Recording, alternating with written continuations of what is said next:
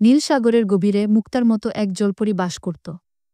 সে ছিল খুবই সুন্দর, শান্ত স্বভাবের, আর সাগরের প্রাণীদের সঙ্গে খেলাধুলা করে সময় কাটাত। একদিন এক নিষ্ঠুর লোক দড়ি দিয়ে তাকে ধরে ফেলে। জলপরী ভয়ে কাঁপতে থাকে, হাত পা ছুঁড়ে মুক্তি পেতে চায়, কিন্তু পারল না। লোকটি তাকে জোর করে একটি বিশাল বোতলে পানিসহ ভরে বাড়িতে নিয়ে যায়। বোতলের ভেতর জলপরী কান্নায় ভেঙে পড়ে।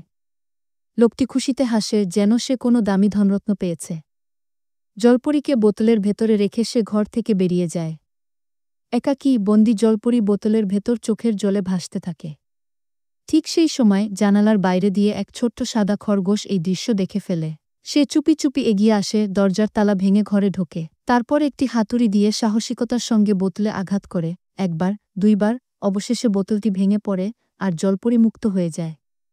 খরগোশটি জলপরীকে দ্রুত ভ্যানে তুলে সাগরের দিকে রওনা দেয়।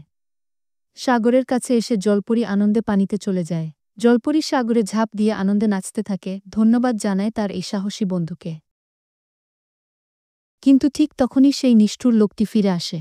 সে খরগোশটিকে ধরে এক লাঠি দিয়ে নির্মমভাবে মারতে থাকে এবং শেষে তাকে সাগরে ছুঁড়ে ফেলে দেয়। রক্তাক্ত খরগোশটি পানির নিচে ডুবে যেতে থাকে।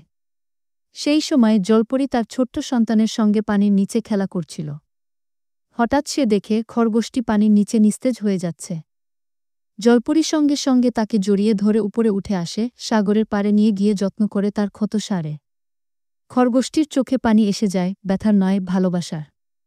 আর জলপরীর চোখেও ছিল কৃতজ্ঞতার অশ্রু। তাদের দুজনের মধ্যে এক অটুট, মধুর বন্ধুত্ব গড়ে ওঠে, যা সাগরের ঢেউয়ের মতো চিরকাল বয়ে যাবে।